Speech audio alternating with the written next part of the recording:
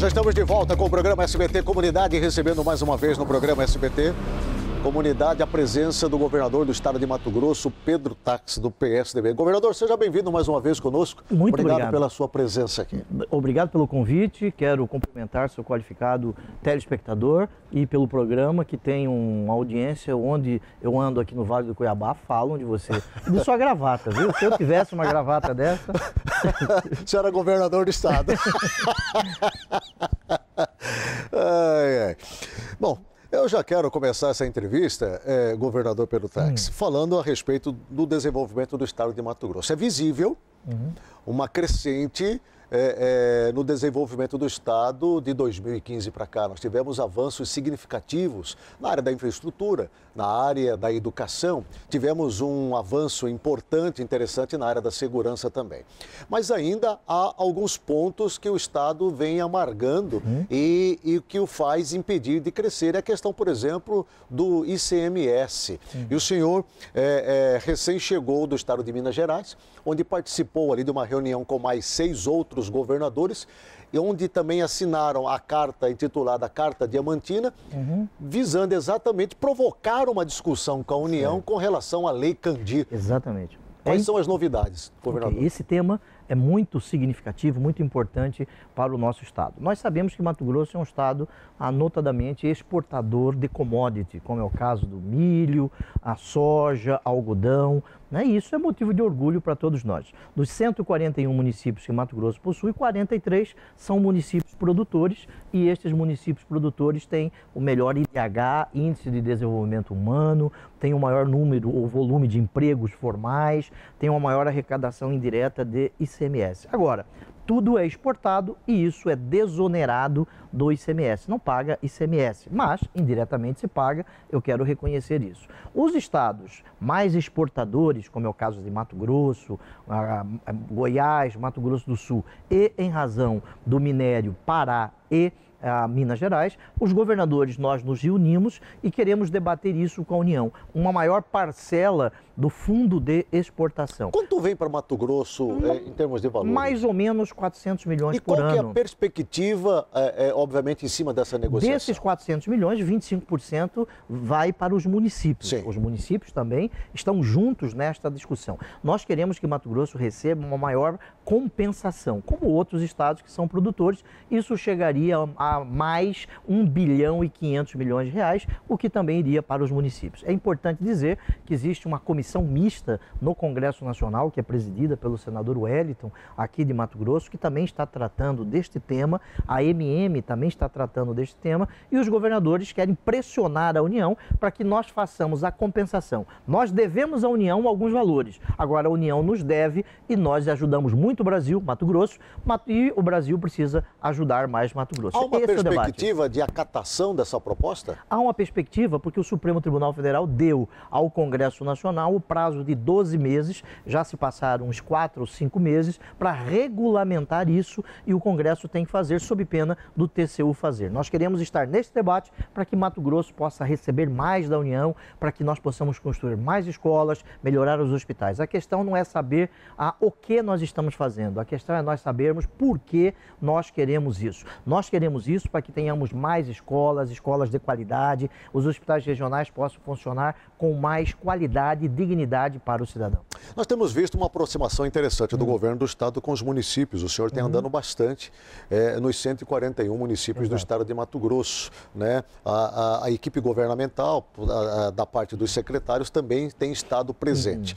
Nós vimos recentemente agora a Cefaz fazendo um repasse na ordem de 213 milhões de reais através do Fundo de Participação dos Municípios, o FPM, um valor inclusive superior comparado ao mesmo período ao ano de 2016. Esses valores que estão sendo repassados para os municípios, isto faz com que de alguma maneira alivie a carga de cima do Estado em setores importantes destas localidades? Se nós compararmos os números da nossa administração com a administração passada, e compararmos no repasse aos municípios, veremos que de 2015 para cá nós temos aumentado o repasse para os municípios. Por que isso? Porque a vida, Agnello, se dá nos municípios. É ali que existe o buraco a ser tapado, é ali que existe o posto de saúde, é ali que o cidadão efetivamente vive. A vida se dá nos municípios. Nós aumentamos os repasses dos municípios na área da saúde, iniciamos o repasse do FETAB, repassamos para os municípios quase 600 milhões de reais do FETAB, repassamos aos municípios todos os acordos que fizemos com as empresas, por exemplo, o caso da JBS, 379 milhões de reais, 25% no início de 2016, também foi para os municípios. E agora, do Grupo Votorantim, 25%, 60 milhões repassamos esta semana para os municípios. Porque entendemos que esta crise não é só do Brasil, da União Federal. Esta crise atinge todos nós, atinge os estados. Veja que 6 estados da federação não estão conseguindo pagar os salários. Atinge também os municípios. Nós recebemos muitos prefeitos. Este ano já visitei 90 municípios e recebi quase os 141 prefeitos no Palácio, além de vereadores, para mostrar que estamos juntos para superarmos esta crise. Falando em repasses, nós saímos recentemente de uma discussão que gerou uma polêmica no estado de Mato Grosso, que envolvia os repasses para os hospitais regionais. Como está, nesse momento, o governador, sendo distribuídos esses repasses para os hospitais? O governo do estado está participando diretamente? Ou o governo do estado está envolvido na questão da tentativa de equilibrar as contas desses hospitais regionais? Houve algum tipo de intervenção por parte do estado? Veja que estes hospitais, são 7, são hospitais que pertencem ao estado de Mato Grosso. Eles eram administrados por organizações sociais e hoje alguns deles estão sendo administrados por consórcio dos municípios. Nós estávamos atrasados com os hospitais regionais. Hoje o atraso é de 2 meses, já atrasamos mais que isso, porque o governador ele atua como um pai dentro dos limites que ele tem para gastar. Por exemplo, eu tenho certeza que a senhora que está me ouvindo, que é mãe, que o senhor que está me ouvindo é pai, o senhor quer repassar mais, quer comprar novas roupas para o seu filho, o senhor quer colocar o seu filho numa escola melhor, quer dar melhores condições para o seu filho, mas nós não temos recursos para isso, então eu tenho que fazer opções. E dentre estas opções, primeiro é saldar o salário dos servidores públicos. São quase 100 mil colaboradores do Estado que acordam cedo, que trabalham muito, que fazem com que o Estado ande e funcione. Nós fizemos a opção de pagar o salário e os hospitais regionais. E os investimentos do nosso estado, mesmo nesta crise, nós temos conseguido fazer. Os hospitais regionais estão equacionadas as dívidas dos hospitais regionais, porque você tem um prazo para pagar de 45 dias, portanto estamos atrasados 1 mês. Veja, 2 meses que eu fiz referência, mas 45 dias é o tempo que você leva para conferir os documentos. Diminuiu a crise na saúde, graças ao trabalho do secretário Luiz Soares e toda a sua equipe, mas em nome da verdade, nós ainda precisamos trabalhar muito para que a saúde do estado de Mato Grosso seja aquela que nós desejamos. Eu como governador, nós temos alguns avanços na saúde do nosso estado, mas precisamos trabalhar e estamos fazendo isso para que possamos virar de uma vez por todas a chave na saúde. Eu tenho certeza, eu sou otimista nisso, diante dos trabalhos que estamos fazendo, economizando em algumas áreas que antes os valores eram roubados, eram desviados, para que possamos investir na saúde e tenhamos uma saúde de qualidade. Quanto o governo do estado já conseguiu investir na área da saúde, governador, em cima de redução de gastos ou de desperdício de dinheiro? Olha só, inicialmente nós gastávamos 65 milhões por mês com os hospitais regionais. Vou repetir, 65 milhões de reais. Na saúde não existe gasto, existe investimento. Agora, este investimento precisa ser de qualidade, precisa ser um investimento que o cidadão sinta na ponta. Hoje, estamos repactuando alguns contratos, isso já caiu para 56, 57 milhões de reais. Nós não estamos economizando na saúde, mas não podemos gastar de uma forma que o cidadão não sinta, que o cidadão não tenha este benefício. O trabalho é melhorar a gestão da saúde, investir onde precisa e, se você comparar, se a sociedade comparar os investimentos que nós estamos fazendo na nossa administração com a administração passada, veremos que nós estamos investindo mais estamos investindo melhor e estamos tendo uma maior resolutividade, que é o mais importante na saúde. No entanto,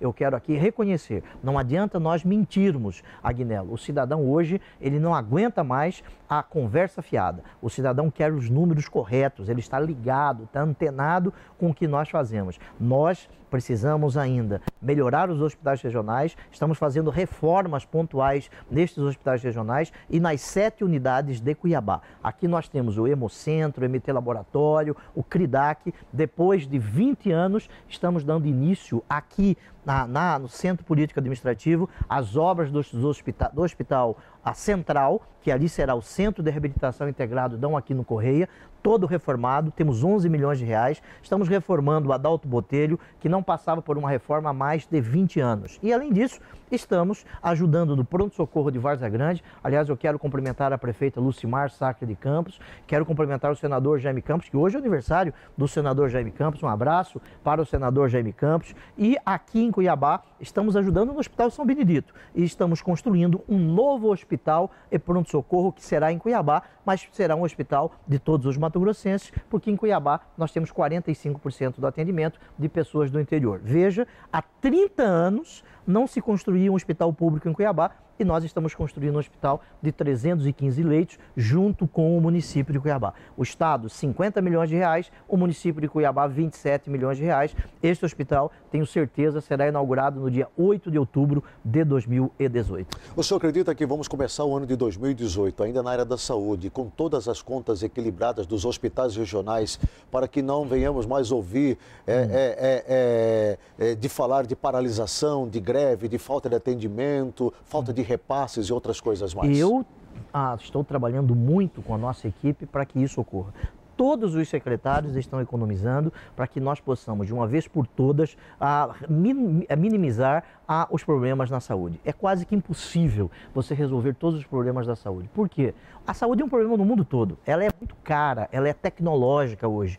Em Mato Grosso, nós temos um déficit muito grande. Há muito tempo não se investe na saúde como nós estamos investindo. Governador Pedro Taques, o senhor tem falado muito com relação à redução de gastos, o senhor tem cobrado muito os seus secretários para que eles possam enxugar a máquina. Aliás, desde que o senhor assumiu o governo do Estado, o senhor vem falando da necessidade de uma reforma administrativa e nós estamos em meio a uma discussão muito interessante, importante no Estado, que é o teto dos gastos, a PEC do teto dos gastos, que já está na Casa de Leis. Recentemente vimos o secretário estadual de Fazenda, Gustavo Oliveira, falar que isso precisa ser votado urgentemente, precisa se encontrar esse ponto de equilíbrio urgentemente, porque senão o Estado não vai conseguir mais arcar com os seus compromissos, principalmente com o seu pessoal. Hoje, 49% praticamente da receita do Estado é aplicado ao pagamento dos servidores públicos, dos 100 mil servidores que o Estado tem.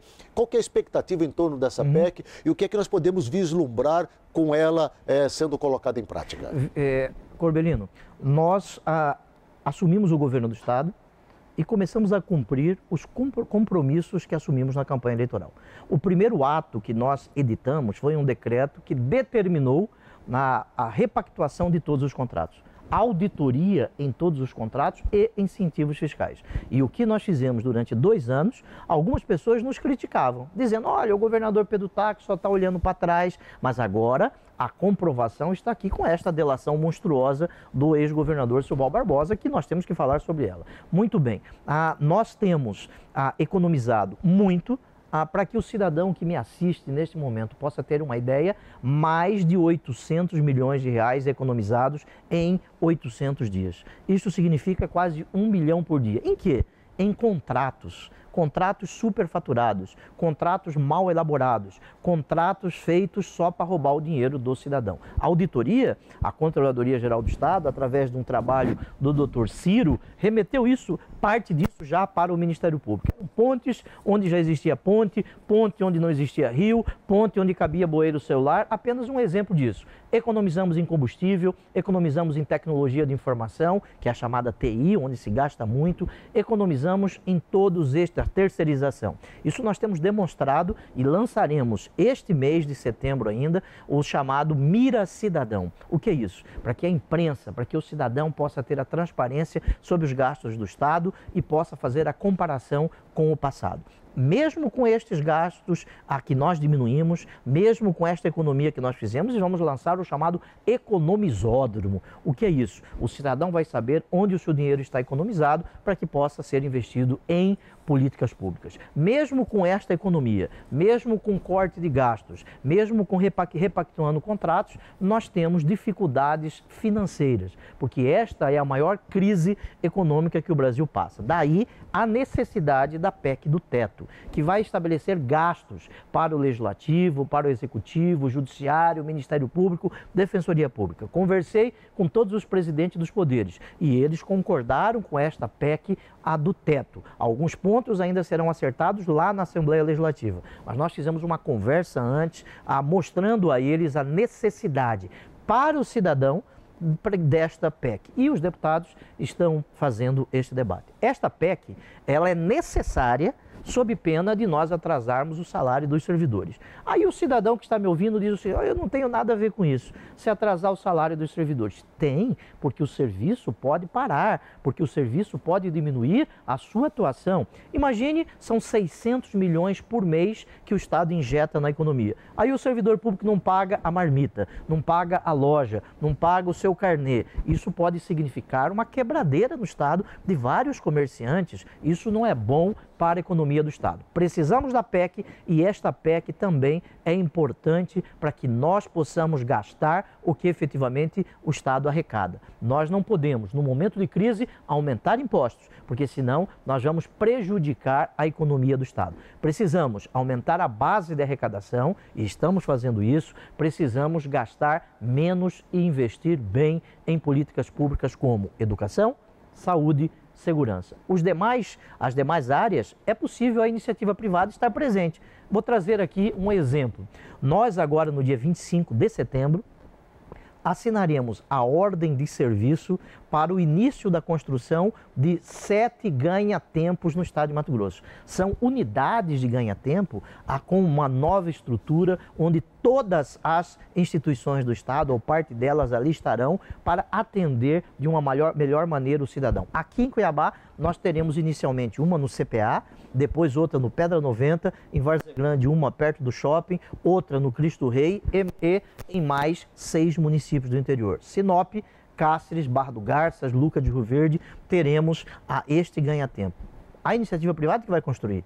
O Estado não vai construir isso. Lançaremos um grande programa de concessão de estradas para que sobre dinheiro para que o Estado possa investir no que efetivamente é a sua ação. Nós temos visto essa preocupação no senhor com relação à questão de fazer gestão no estado de Mato Grosso. E o senhor já falou por várias vezes que Mato Grosso é carente e durante muitos anos ficou carente de um gestor que cuidasse do estado. Mas eu quero sair desses pontos positivos que foram abordados aqui e que nós sabemos que vão ser fundamentais no futuro bem próximo. E entrar justamente naquilo que o senhor falou agora, que gostaria de conversar, que é a respeito dessas delações que estão bombardeando o estado de Mato Grosso. Nunca se viu o estado de Mato Grosso, o governador Pedro Táxi, em meio a tantos escândalos que parte exatamente de um setor ao qual deveria primar exatamente pela ética, pela moral, né, pela prática lícita das coisas. Como é que o senhor está vivenciando todo esse processo?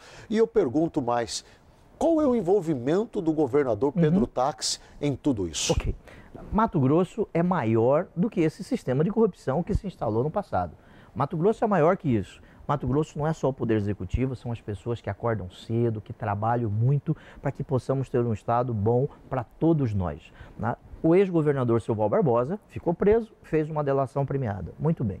Não há instrumento melhor na investigação, e eu falo isso como professor de processo penal, como ex-procurador da República, ex-membro do Ministério Público, que naquele momento histórico, em 2001, em 2002, nós prendemos o João Arcanjo Ribeiro, que ficou 14 anos preso e que esta semana, o que consta, chegará em Cuiabá. Não é isso? 14 anos preso em razão das ações que nós fizemos lá para trás. Nós não podemos nos esquecer disso. E parte do que investigamos há 14 anos agora está sendo demonstrado. Muito bem. O ex-governador fez a delação premiada. A delação é muito boa, mas não pode ser um instrumento de vingança, um instrumento de negociação. Todos sabem que eu sou adversário do governador Silval Barbosa.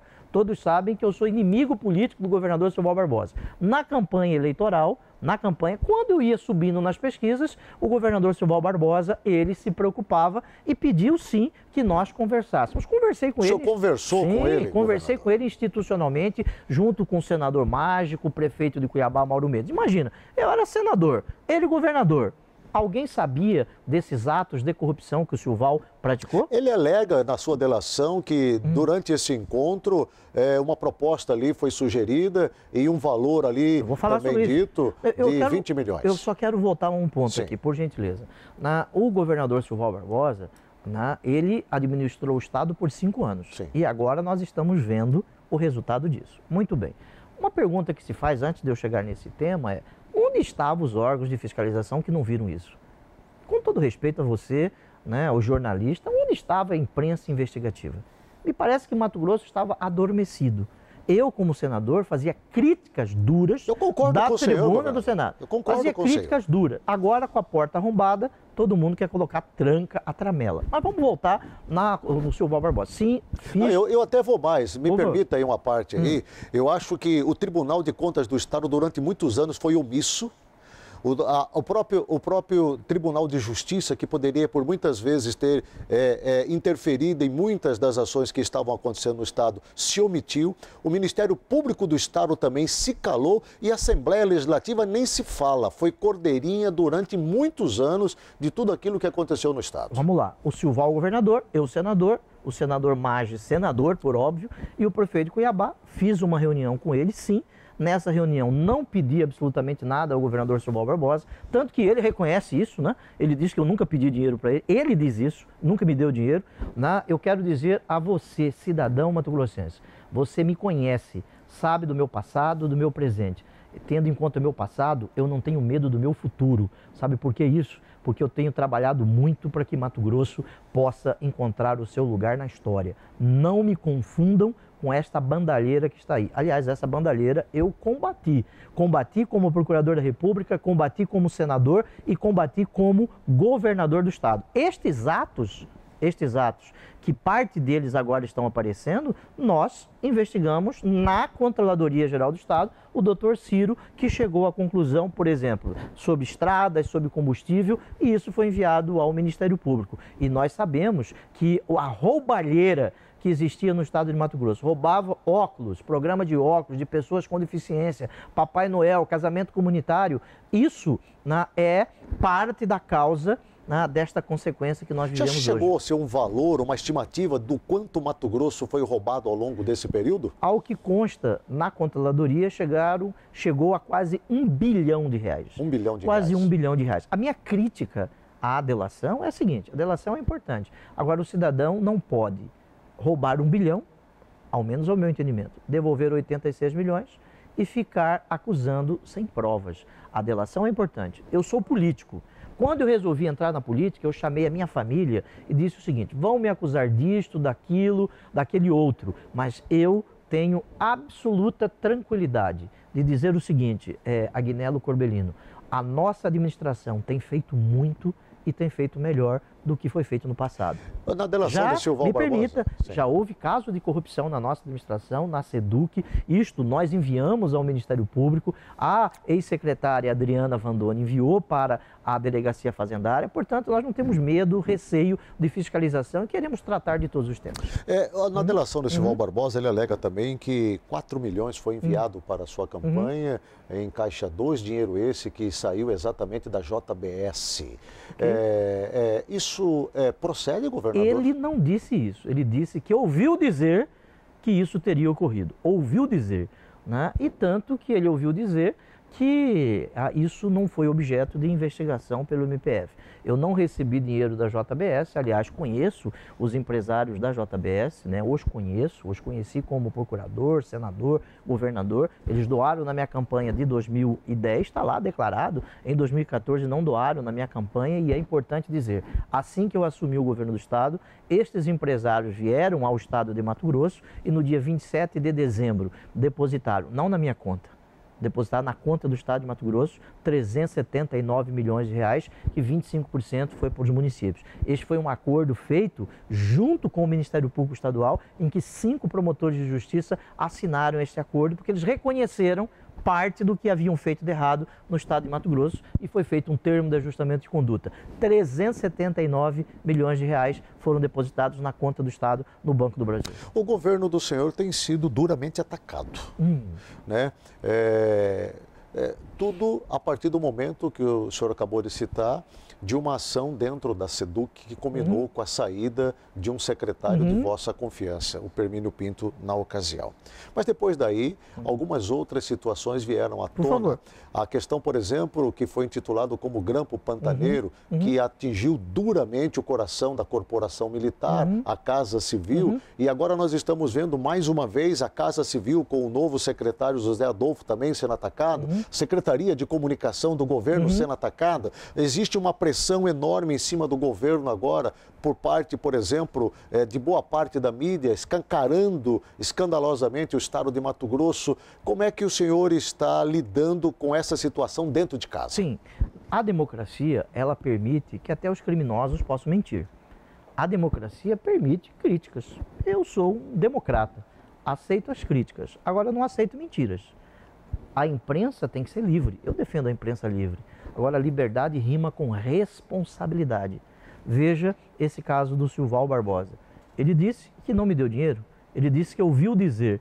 E aí, num determinado local, saiu que eu teria recebido dinheiro. Ele mesmo disse que eu não recebi e eu não recebi, tanto que eu não estou sendo investigado, nesse caso, por absolutamente nada. Esse é um ponto. Agora, as críticas, Agnello, sempre eu as recebo com tranquilidade, mas sabendo, não sou idiota, que por trás podem ter outros interesses que não os interesses republicanos. Quais são esses interesses, governador? Porque Mato Grosso está sendo achincalhado, Mato Grosso está sendo exposto de uma forma repetitiva, Mato Grosso está sendo requentado diariamente em rede nacional e aqui local também, expondo o Estado, jogando para baixo o Estado, negativando a população de uma tal maneira, como que jogando contra. Até onde isso vai?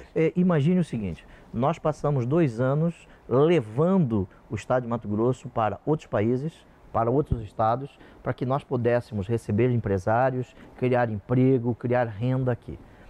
E faremos isso, fizemos isso hoje.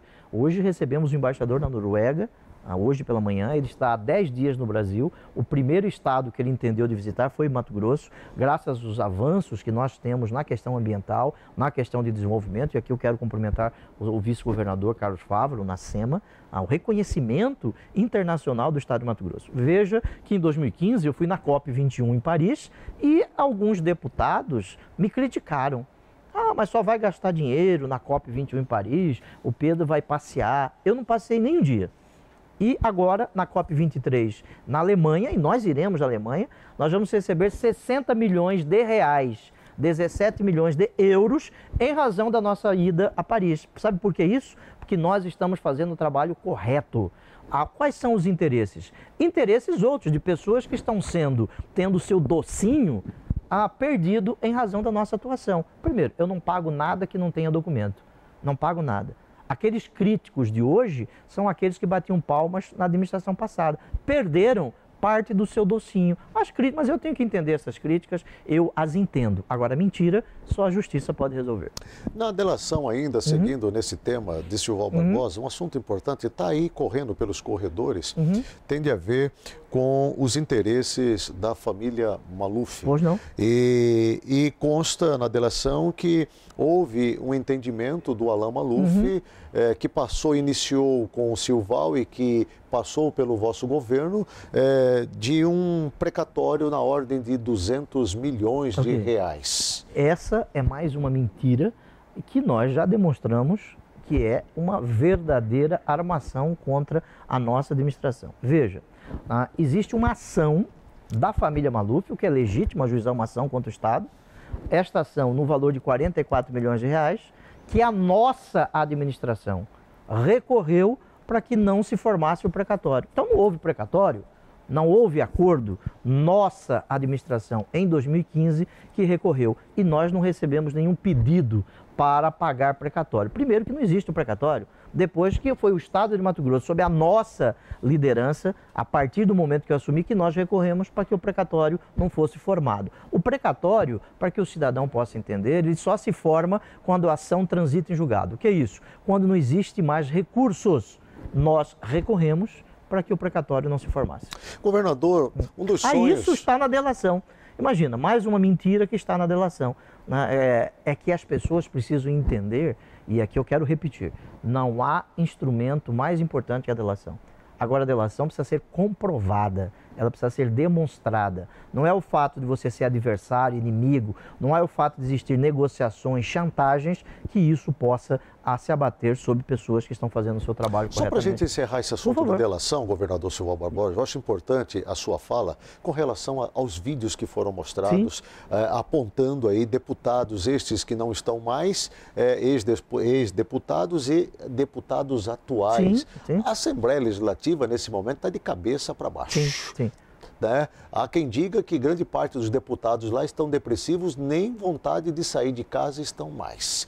Como é que nós vamos viver esse momento aqui em Mato Grosso, daqui para frente, diante de tantos assuntos importantes que precisam ser transitados, votados em favor da população de Mato Grosso? Eu quero deixar bem expresso o seguinte, eu, como governador do estado de Mato Grosso, nunca recebi um pedido de deputado que fosse não republicano.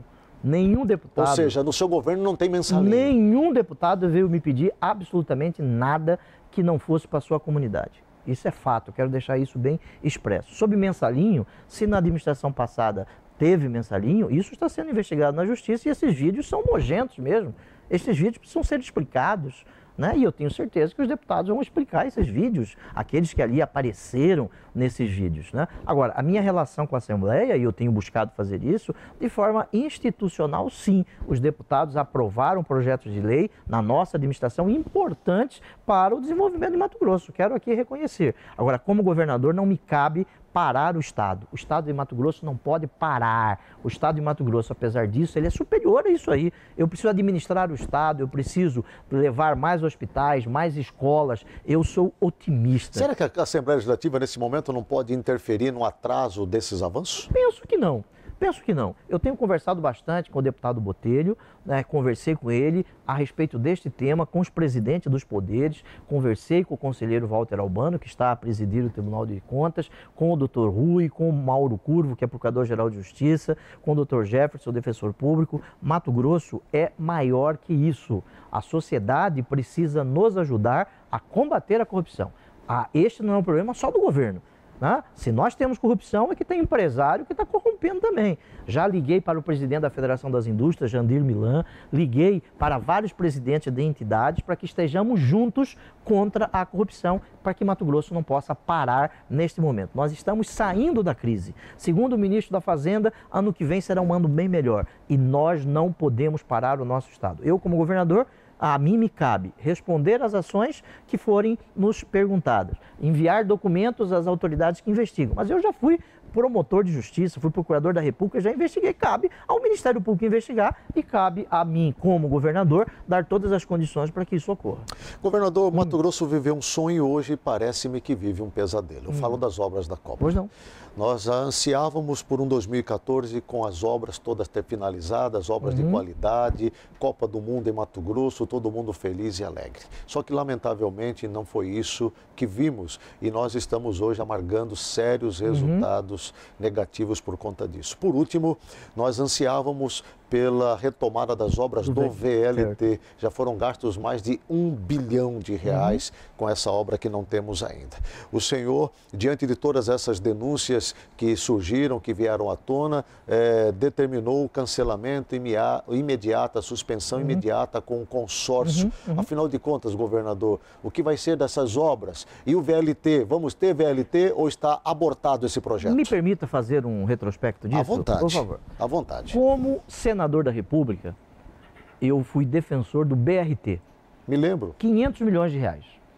A fundo perdido. Sim, e em nome da verdade, o senador Maggi também defendia o BRT. Muito bem. Aí, de repente, algumas pessoas foram para a Europa e trouxeram no bolso o VLT. Eu posso citar alguns nomes, José Riva, Éder Moraes, o próprio Silval Barbosa e outros mais. Ok. Foram para a Europa, trouxeram o VLT. Eu comecei a criticar o VLT. Como senador da República, eu fiz discursos da tribuna do Senado, enviei ofícios para que eu pudesse saber e o cidadão pudesse saber quanto custaria a obra, qual era o modelo de operação e o modelo tarifário. Fui criticado, Agnello, apanhei mais do que vaca em horta.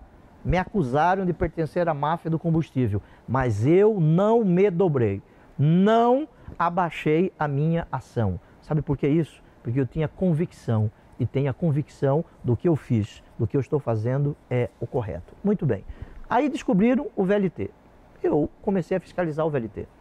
Aqueles que defendiam o VLT no passado, que ainda estão aí, agora fazem críticas que eu demorei para dar início à obra do VLT. Na campanha, eu disse o seguinte, eu tenho um programa eleitoral sobre isso, dizendo, vamos terminar o VLT, mas não vamos jogar o lixo para baixo do tapete. Do trilho.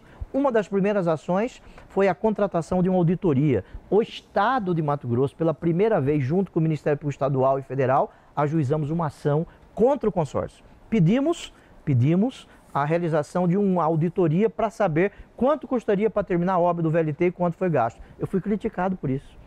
Ah, mas não termina a obra, não começou a obra, está esperando o quê? Só faz auditoria. E agora está aí a comprovação, mais uma vez, de que nós estávamos certos. Porque se eu fosse um cidadão nervoso, não tivesse paciência, fosse uma Maria vai com as outras, um bonequinho de presépio e as críticas vinham, eu recebia as críticas com respeito, mas continuei na minha convicção. Muito bem, chamamos o consórcio para conversar e afirmamos, não assinaremos nada sem que existisse a concordância do Ministério Público Estadual e Federal. Fizemos um acordo prévio, enviamos ao Ministério Público Estadual e ao Federal para que eles estivessem conosco e confiamos nas instituições. E eles não concordaram. E logo veio a Operação Descarrilho. Esta operação, ela revela a existência em tese de corrupção. Muito bem.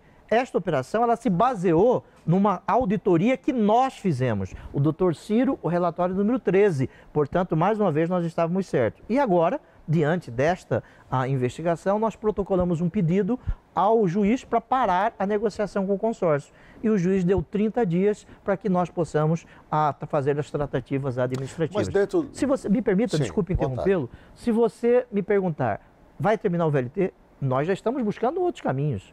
Agora, a pior coisa, e a dona de casa sabe disso, o senhor que é pai sabe disso, é consertar algo que já começa com erro. Consertar algo que já começou errado. Veja outras obras da Copa. Salgadeira. A Salgadeira, por que a Salgadeira se iniciaram os trabalhos agora há 5, 6 dias? Porque nós estamos há 2 anos tentando mudar a empresa que construiu a Salgadeira, que iniciou os trabalhos. Trevo do Santa Rosa. Hoje nós demos a ordem de serviço para o Trevo de Santa Rosa. Você sabe que começar algo, ou melhor, recomeçar algo que começou errado, dá muito mais trabalho. Mas pode ter certeza, nós estamos economizando dinheiro do cidadão e vamos terminar estas obras. Agora voltando ao VLT. Eu quero terminar o VLT, mas não a qualquer preço, porque esse dinheiro não pertence ao Pedutax, não pertence ao governador do estado. 1 bilhão e 66 milhões que já gastaram, a administração passada, nossa, não gastou nem R$1. Não paguei nem R$1.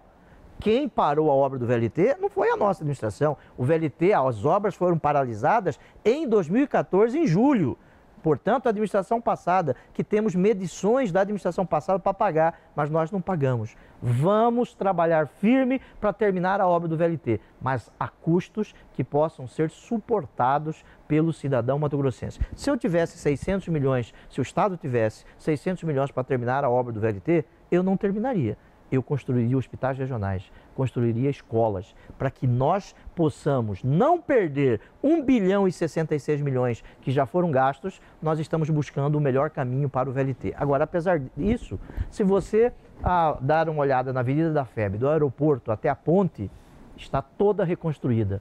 Nós fizemos junto com o município de Várzea Grande. Se você olhar ali do São Gonçalo, do Colégio São Gonçalo, até aqui o final da Avenida do CPA, Nós que ajudamos a reconstruir com o município de Cuiabá, porque nós não podemos permitir que a nossa cidade fique desta maneira. E as outras obras da Copa estamos terminando, e eu quero cumprimentar o secretário Wilson Santos, o da Secretaria de Cidades, o doutor Galo, né, Procurador-Geral do Estado, e o Ciro da Controladoria, que estão tratando disso. Bom, só para registrar, as obras da trincheira do Santa Rosa já vão ser iniciadas. Quem vai estar à frente é a Concremax, Concreto Engenharia e Saneamento. Me permita aqui. É um custo de 4,99 milhões. Me permita. Pois não. Por que demorou tanto? O cidadão quer saber, ele passa ali, porque a construtora passada quebrou. Portanto, ela ofereceu um serviço que não tinha condições. E eu não trouxe essa construtora de outro estado. Quem trouxe que tem que resolver isso.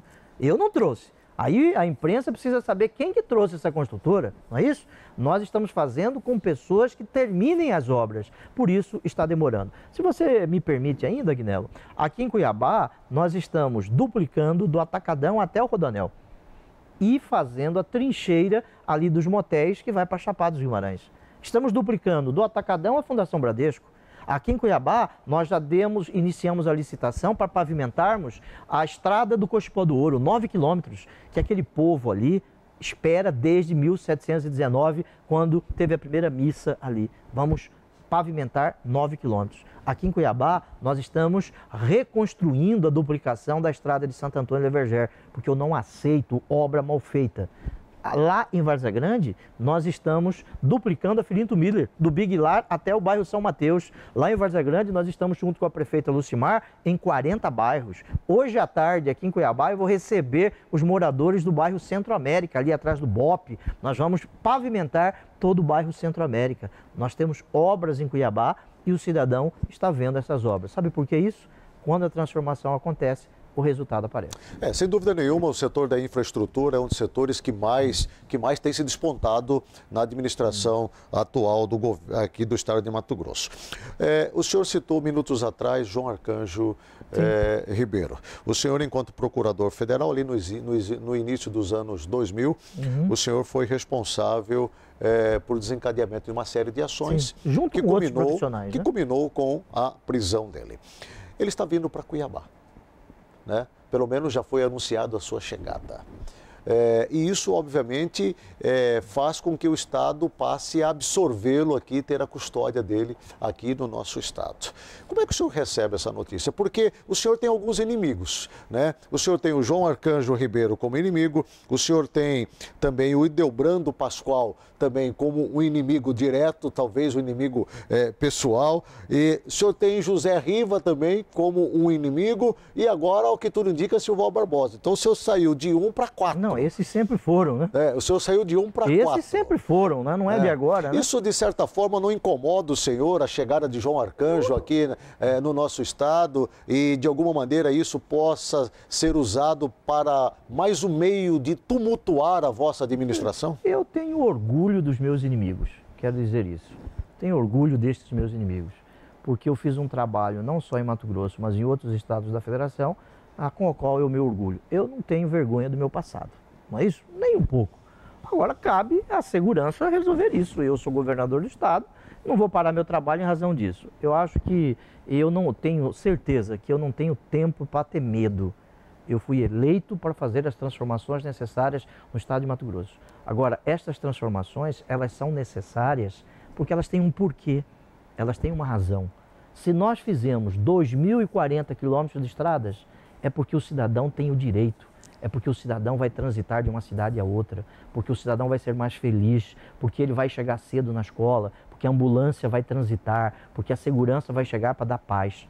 Se nós chamamos 3.663 novos policiais, é porque o cidadão tem direito constitucional à sua segurança, a ficar na porta da sua casa no final da tarde. É chegar tarde da escola e chegar com vida. É por isso que nós estamos buscando transformar Mato Grosso. A administração passada, em 10 anos, chamou 75 soldados para o Corpo de Bombeiros. Em 10 anos. Nós, em 2 anos, chamamos 450 soldados para o Corpo de Bombeiros. Mas o chamar o soldado é importante. Agora, mais importante do que isso, é nós sabermos o porquê chamamos esses soldados. Chamamos porque um dia você pode ter na sua casa um incidente, um acidente, que o bombeiro precisa estar ali para salvar a sua vida. Isso que é o importante. Não é só chamar por chamar. Se nós temos hoje, inaugurado em 2017, 17 escolas, uma a cada 15 dias, não é porque o prédio é bonito, é porque o cidadão terá a sua vida transformada para que ela possa transformar o nosso Estado, para que ela possa melhorar o nosso Estado. E eu quero cumprimentar o secretário Marrafon.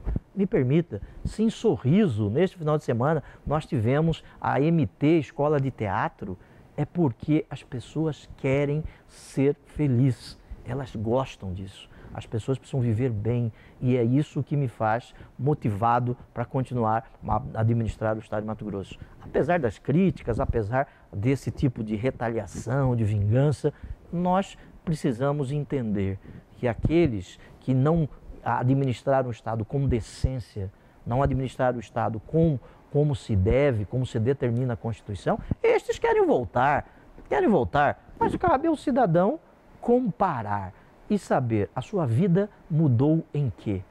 É isso que é importante. Falando em mudança de comportamento e mudança de vida, para a gente encerrar, não vou entrar na questão política com o senhor, eleições 2018, porque, obviamente, tem muita nuvem ainda que vai vir, vai passar e as coisas estão se ajustando.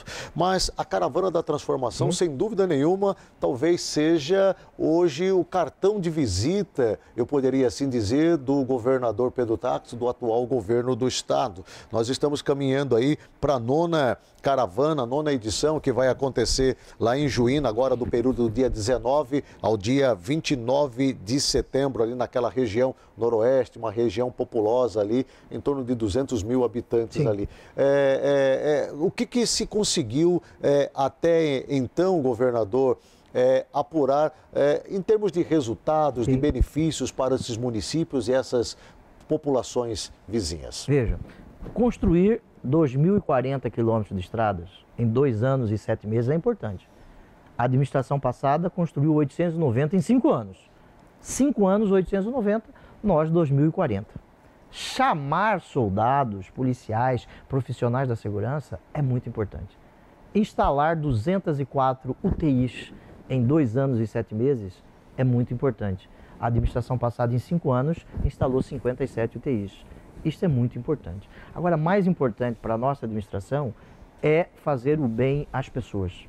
A Caravana da Transformação, ela já atendeu atendimento de saúde, consultas, atendimento de cidadania, mais de 200 mil pessoas.